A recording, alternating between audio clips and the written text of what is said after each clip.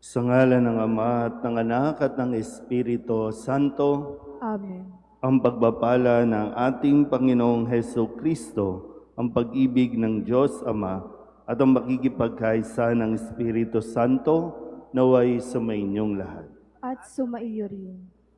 Mga kapatid, aminin natin ang ating mga kasalanan upang tayo'y maging marapat gumanap sa banal na pagdiriwang. Inaamin ko sa makapangyarihang Diyos at sa inyo mga kapatid, na lubha akong nagkasala sa isip, sa salita at sa gawa, at sa aking pagkukulang. Kaya isinasamo ko sa mahal na Birheng Maria, sa lahat ng mga anghel at mga banal, at sa inyo mga kapatid, na ako'y panalangin sa Panginoong ating Diyos. Kaawaan tayo ng makapangyarihang Diyos, patawarin tayo sa ating mga kasalanan at patnubayan tayo sa buhay na walang hanggan. Amen. Panginoon, kaawaan mo kami. Panginoon, kaawaan mo kami. Kristo, kaawaan mo kami. Kristo, kaawaan mo kami. Panginoon, kaawaan mo kami. Panginoon, kaawaan mo kami. Manalangin tayo. Ama naming makapangyarihan, ipagkaloob mo sa aming lagi ang espiritu ng pagsasaloob ng iyong ikinalulugod.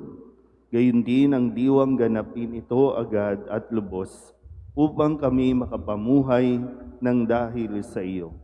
Sapagkat hindi kami mabubuhay ng walang pagtatangkilik mo sa pamamagitan ni Jesucristo, kasama ng Espiritu Santo, magpasawalang hanggan. Amen.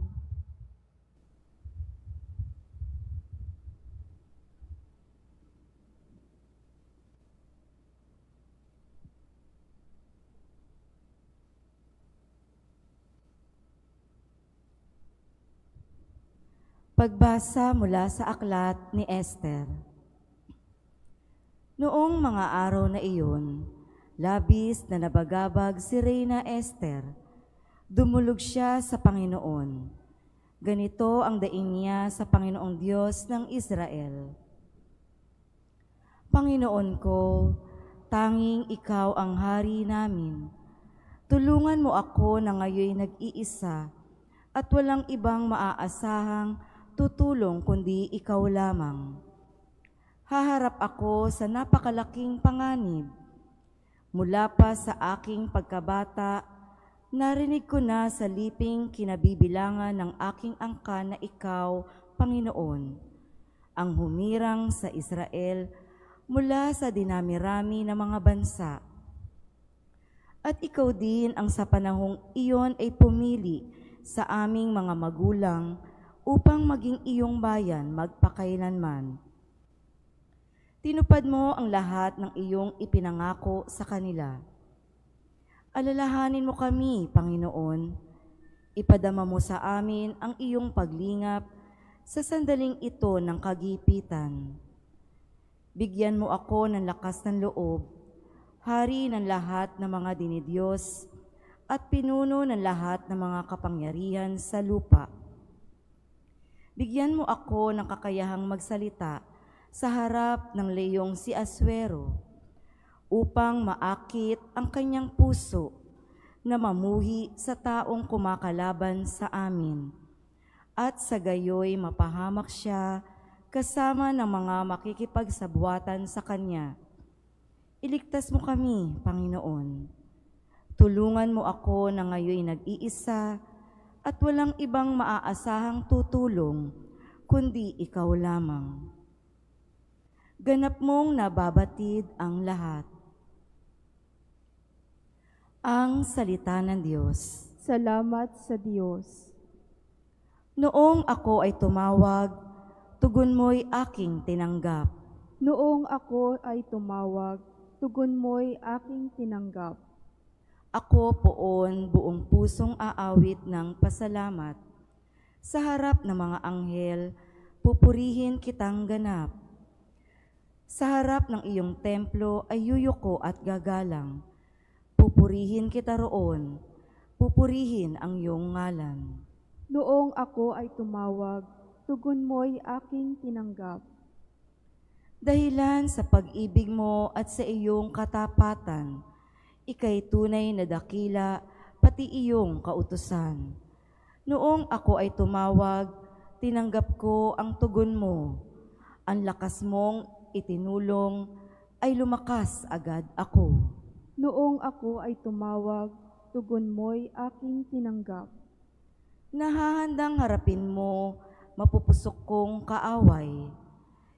Iligtas ako sa piling mo, sa lakas ng iyong taglay. Yaong mga pangako mo ay handa mong tupding lahat.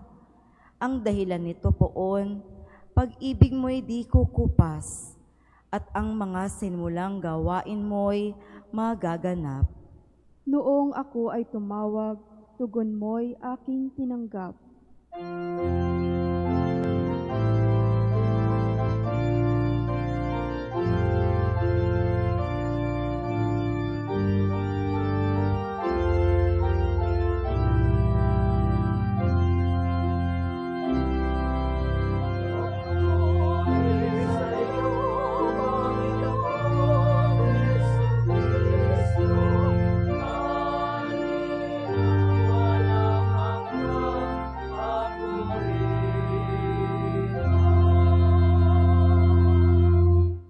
Diyos ko, sa aki igawad, loobing tunay na tapat, puso ko'y gawin mong wagas, nang manauli ang galak, bunga ng iyong pagliligtas.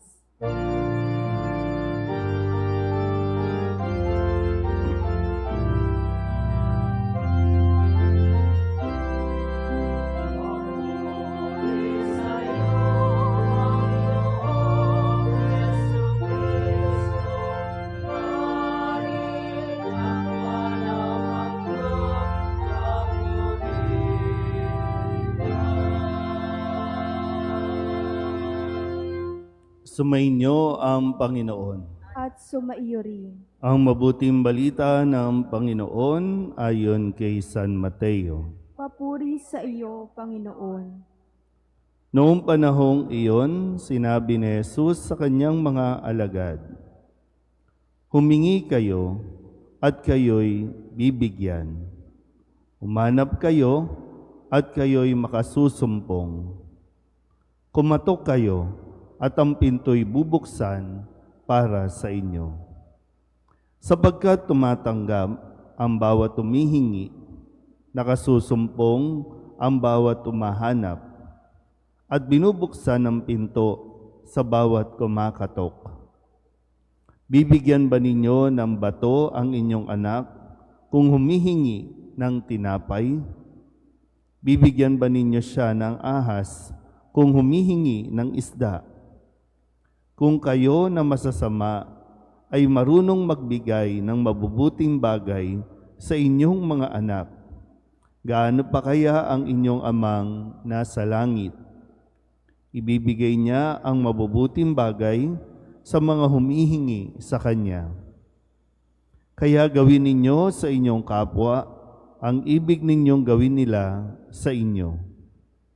Ito ang kahulugan ng kautusan ni Moises at ng turo ng mga propeta.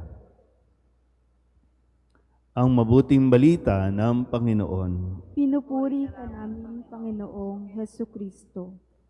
Isang magandang umaga po sa inyong lahat. Ngayon po ay Huwebes ng unang linggo ng 40 araw na paghahanda. At tayo po ay patuloy na pinaalalahanan ng isa sa tatlo na dapat nating pagtuunan ng pansin. Yan ay ang pananalangin. Sa unang pagbasa, narinig natin ang ginawang pagdarasal ni Reyna Esther, na kung saan ay dumadaing siya sa Panginoon upang siya ay tulungan at iligtas mula dito kay Leong Asuero na nais na sumakop sa kanila o sumakop na at nais silang mapalaya mula sa pangaalipin nito. At sa ating ding Ebanghelyo, sinasabi ni Jesus, narinig natin ito, kung tutusin, alam na natin ito, no? Sabi dito, umanap ka at ikay makasusumpong, kumatok kayo at ang pinto'y bubuksan sa inyo. Sapagkat ang humihingi o nakakatanggap ang humihingi at nakakasumpong ang umahanap. Ngayon, pwede natin, marami ang bakit ganun? Dasal tayo ng dasal. Hindi naman natin nakukuha yung atin pong hinihingi. Sabi, humingi at ikaw ay tatanggap. Pero dito, kasunod nito ay para bang pinapaliwanag din sa atin na minsan, kailangan din natin gamitin yung ating common sense. No? Kailangan din natin yun. Kaya nga nagbigay din siya na halimbawa na kung maaalala niyo po no, na ibibigay ba ng ama sa anak, no, kung humihingi siya ng tinapay, bibigyan ba niya siya ng bato? So sabi rin natin, no, narinig natin, alam na ng Diyos ang ating pong pangangailangan bago pa tayo magsalita. Nga lang, sinasabi lang sa atin, hindi naman tayo pwedeng tutunganga lang. Kung mayroon tayong kailangan, kumilos tayo. Kung mayroon tayong gustong makuha, paghirapan natin, kailangan din natin mag-effort. Pero kailangan din maging bukas ang ating pong mga isipan. Hindi lahat ng ating hinihingi ay makakabuti para sa atin. Hindi ko nga alam, no? Sa kasalukuyan, sa nangyayari sa ating paligid, maraming nagdadasal. May mga nagdadasal ng hustisya. Hustisya para sa kanilang mga nawala, hustisya para sa mga kanilang mga minamahal. So, sino dito sa dalawa ang dapat na pagkalooban o pakinggan? Kaya nga sabi din, di ba, naalala niyo po na bakit ganon? Ayuno tayo ng ayuno, pero parang hindi pinakikinggan ng Panginoon. Sinabi rin naman na sinagot na ito na dahil pansarili lamang ang ating pong mga intensyon. Kaya ngayon, muli nating pagninilayan, babalikan natin no, yung ano ba ang hinihingi natin at ano ba yung hinahanap natin. Baka hindi talaga, kung tutuusin, no? Hindi talaga ito para sa atin, hindi talaga ito makakabuti para sa atin. Kaya madalas tayong magtampo, madalas tayong mag-isip na talagang hindi tayo malakas sa Diyos, no? Kasi hindi niya pinakikinggan eh. Gaya ng nasabi ko po, no? Walang panalangin ang nakakaligtas sa pandinig o sa tenga ng Diyos. Wala rin namang panalangin ang nasasayang. Nagkakataon nga lang, iba ang paraan ng Diyos, ang kanyang pagtugon sa ating po mga hinihingi o hinihiling. Minsan nga hindi nga natin hiningi, ibinigay niya. Kasi alam niyang kailangan natin. So, pag-isipan mo po, no? Bakit hindi hinihingi, ay hindi binibigay ang ating hinihingi? Hindi natin mahanap-hanap yung ating pong gustong mahanap? Baka kasi hindi yan para sa atin. O baka naman, naibigay na, hindi mo lang nakita. Sinagot na ng Diyos, hindi mo lang pinakinggan kung ano ang sagot ng Diyos sa iyong hinihingi. Kaya sa panahon ito ng Kwaresma, patuloy nating palalimin, patuloy pa nating dagdagan ang ating pong pananalangin. At ang pananalangin natin, lakipan natin ng pananampalataya nang sa ganon ay magkaroon tayo ng sinasabi nga ni Jesus, kung ano ang kagustuhan mo, yun nawa ang aking sundin. Amen.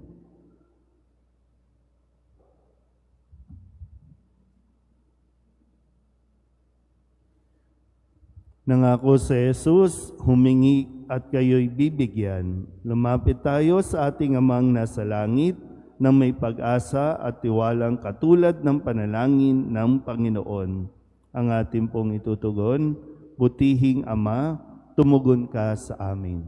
Butihing Ama, tumugon ka sa amin.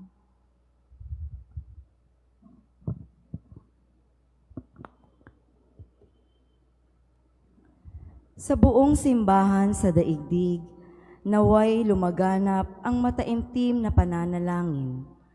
Manalangin tayo sa Panginoon. Butihing Ama, tumugon ka sa amin. Ang mga taong nalululong sa masasamang bisyo at nakasadlak sa kasalanan, naway humingi ng kapatawaran. Manalangin tayo sa Panginoon. Butihing Ama, tumugon ka sa amin. Tayo naway manatili sa pananalangin kahit tayo ay pinanghihinaan ng loob dahil sa mga kabiguan sa buhay. Manalangin tayo sa Panginoon. Butihing Ama, tumugon ka sa amin. Ang mga may sakit naway makita ang kahulugan ng kanilang pagtitiis sa kanilang karamdaman. Manalangin tayo sa Panginoon. Butihing Ama, tumugon ka sa amin. Ang mga yumaong tapat sa Panginoon, naway mapatawad at muling mabuhay kasama ni Kristo sa walang hanggan. Manalangin tayo sa Panginoon. Butihing Ama, tumugon ka sa amin. Idulog din natin sa Panginoon ang ating mga personal na kahilingan at mga panalangin para sa ating mga pamilya, kasama din ang mga kahilingan ng mga nanonood sa online. Lahat ng mga misang pasasalamat, special na intensyon, agarang paggaling ng mga may sakit, at ang lahat ng mga kaluluwa na iniling na ipagdasal sa misang ito.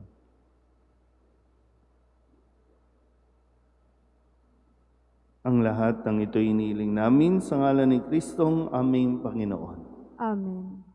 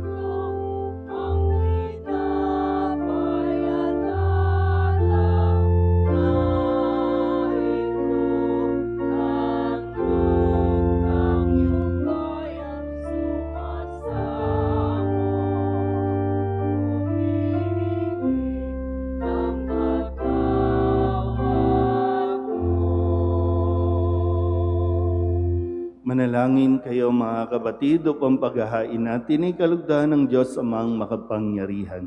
Tanggapin nawa ng Panginoon itong paghahain sa iyong mga kamay, sa kapurihan niya at karangalan, sa ating kapakinabangan, at sa buong sambayan niyang banal. Ama naming lumikha, maging kalugod-lugod nawa ang aming panalangin at ang mga alay na aming inihahain upang paunlakan mo ang aming pagdulog at ang kalooban namin ay maakit sa iyo ng lubos sa pamamagitan ni Jesucristo kasama ng Espiritu Santo magpasawalang hanggan. Amen. Sumainyo ang Panginoon. At sumaiyo rin. Itaas sa Diyos ang inyong puso at diwa. Itinaas na namin sa Panginoon. Pasalamatan natin ang Panginoong ating Diyos. Marapat na siya ay pasalamatan. Ama naming makapangyarihan, tunay ngang marapat na ikaw ay aming pasalamatan sa pamamagitan ni Jesucristo na aming Panginoon. Binibigyan mo kami ng bagong pagkakataon upang ganapin ang paghahanda ngayon para sa pagdiriwang ng muling pagkabuhay. Kaisa ng iyong anak na minamahal, aming inilalaan ang panahon, talino't yaman para ganapin ang iyong kalooban na ang kapwa-tao ay lubos sa damayan sa pagdiriwang namin sa aming pagsilang bilang mga kaanib ng iyong sambayanan. Kami iyong pinagkakamit ng katayuang ganap ng pagtatangkilik. Kaya kaisa ng mga anghel na nagsisiawit ng papuri sa iyo nang walang humpay sa kalangitan, kami nagbubunyi sa iyong kadakilaan.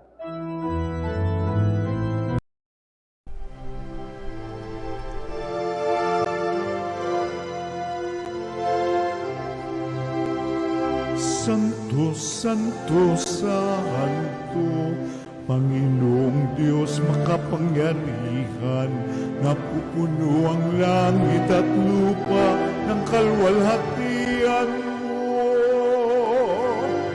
Hosana sa kaitaasan, pinagpalang na paririto sa ngalan ng Panginoon.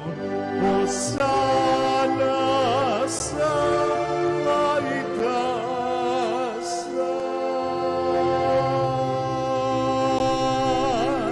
Aming banal, ikaw ang bukal ng tanang kabanalan. Kaya't sa pamamagitan ng iyong Espiritu, gawin mong banal ang kaloob na ito upang para sa aming maging katawan at dugo ng aming Panginoong Heso Kristo.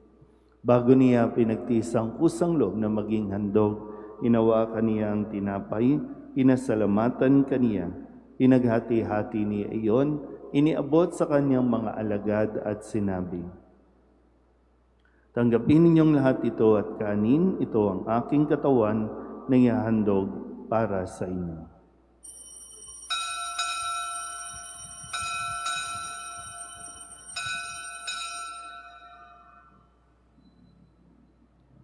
Ngayon din naman, nung matapos ang hapunan, inawakan niya ang kalis, muli kaniyang pinasalamatan. Iniabot niya ang kalis sa kanyang mga alagad at sinabi, "Tanggapin ninyong lahat ito at inumin.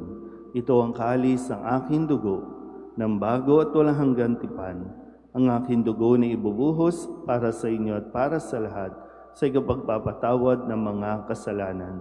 Gawin ninyo ito sa pag-alaala sa akin."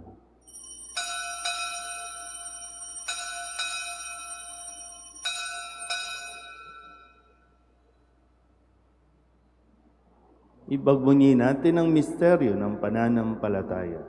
Si Kristo'y namatay, si Kristo'y nabuhay, si Kristo'y babalik sa wakas ng panahon. Ama, ginagawa namin ngayon ang pag-alaala sa pagkamatay at muling pagkabuhay ng iyong anak. Kaya tiniaalay namin sa iyo ang tinapay na nagbibigay buhay at ang kalis na nagkakaloob ng kaligtasan. Kami nagpapasalamat dahil kami iyong minarapat na tumayo sa harap mo para maglingkod sa iyo. Isinasamo namin kami magsasalo-salo sa katawan at dugo ni Kristo ay mabuklod sa pagkakaisa sa pamamagitan ng Espiritu Santo. Ama, lingapin mo ang iyong simbahang laganap sa buong daigdig.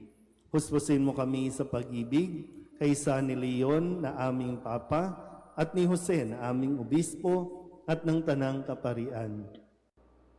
Alalahanin mo rin si Edita na tinawag mo mula sa daigdig na ito. Nung siya'y binyagan, siya'y nakaisa ni Kristo sa pagkamatay. Ngayong siya'y pumanaw, naway makaisa siya ni Kristo sa pagkabuhay. Alalahanin mo rin ang mga kapatid naming nahimlay na may pag-asang sila'y muling mabubuhay, gayon din ang lahat ng mga pumanaw. Kawaan mo sila at patuloyin sa iyong kaliwanagan. Kawaan mo at pagindapating kaming lahat na makasalo sa iyong buhay na walang wakas. Kaysa ng mahal na Birheng Maria na ina ng Diyos, ng kabiyak ng puso niyang si San Jose, kaysa ng mga apostol at ng lahat ng mga banal na namuhay dito sa daigdig na kalugod-lugod sa iyo, may pagdiwang nawa namin ang pagpupuri sa ikararangal mo sa pamamagitan ng iyong anak na aming Panginoong Heso Kristo. Sa pamamagitan ni Kristo, kasama niya at sa Kanya, ang lahat ng parangal at papuri ay sa iyo, Diyos Amang makapangyarihan, kasama ng Espiritu Santo, magpasawalang hanggan.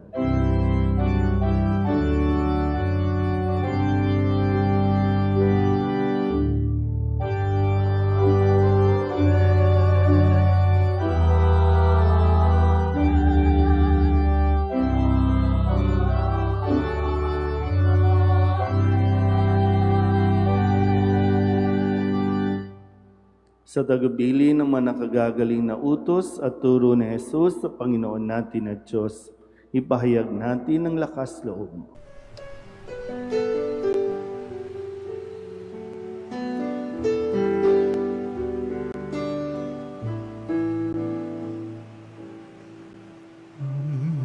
Namin sumasalang ka, sambahin ang ngalan mo, mapasamin ang kaharian mo, sundin ang loob mo dito sa lupa para nang sa langit. Bigyan mo po kami ngayon ng aming kakanin sa araw-araw at patawarin mo kami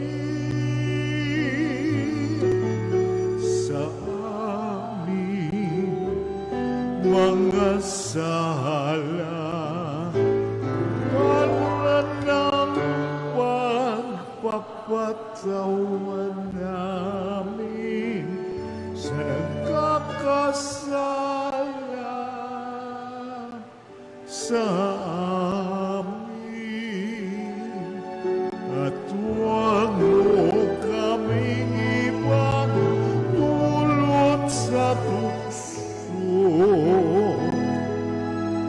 at yadya mo kami sa lahat ng masama. Hinihiling namin kami iadya sa lahat ng masama, pagkalooban ng kapayapaan araw-araw, iligtas sa kasalanan at ilayo sa lahat ng kapahamakan. Samantalang aming pinananabikan ang dakilang araw ng pagpapahayag ng tagapagligtas naming si Heso Kristo. Sapagkat iyo ang kaharian at ang kapangyarihan at ang kapurihan magpakailanman. Amen. Panginoong Heso Kristo, sinabi mo sa iyong mga apostol, kapayapaan ang iniiwan ko sa inyo, ang aking kapayapaan ang binibigay ko sa inyo. Tunghayan mo ang aming pananampalataya at huwag ang aming mga pagkakasala. Pagkalooban mo kami ng kapayapaan at pagkakaisa ayon sa iyong kalooban, kasama ng Espiritu Santo, magpasawalang hanggan. Amen. Ang kapayapaan ng Panginoon ay laging sumainyo. At sumaiyo rin. Mabigayan po tayo ng kapayapaan sa isa't isa.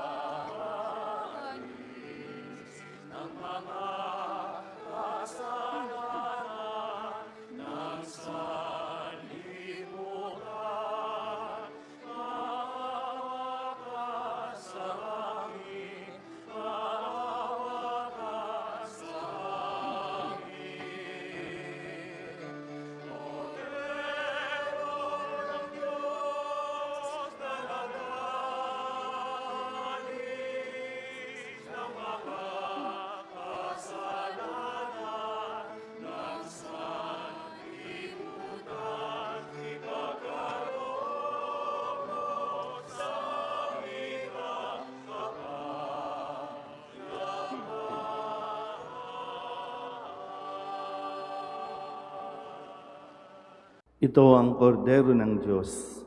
Ito ang nag-aalis ng kasalanan ng sanlibutan. Mapalad ang mga inaanyayahan sa kanyang piging. Panginoon, hindi ako karapat-dapat na magpatuloy sa iyo, ngunit sa isang salita mo lamang ay gagaling na ako.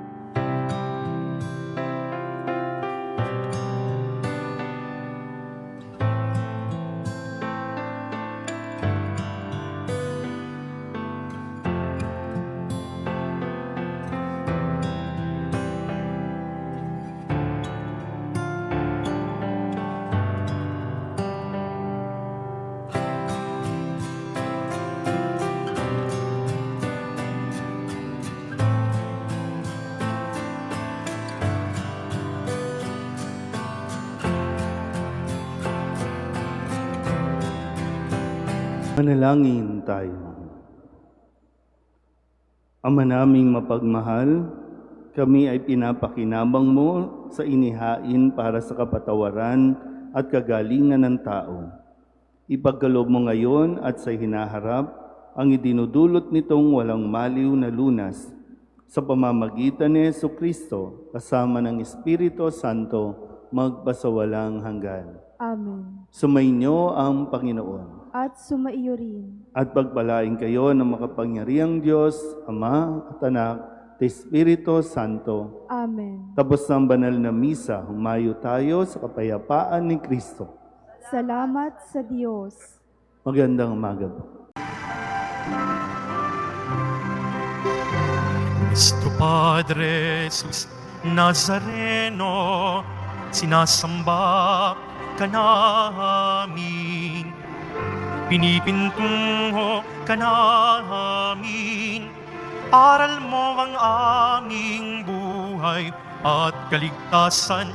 Nuestro Padre Jesus Nazareno, iligtas mo kami sa kasalanan. Ang krus mong kinamatayan ay sagisag ng aming kaligtasan. Nuestro Padre Jesus Nazareno, dinarangal ka na amin. Nuestro Padre Jesus Nazareno, nilulwalhati ka namin. Nuestro Padre Jesus Nazareno, dinarangal ka na amin. Nuestro Padre Jesus Nazareno, nilulwalhati ka namin.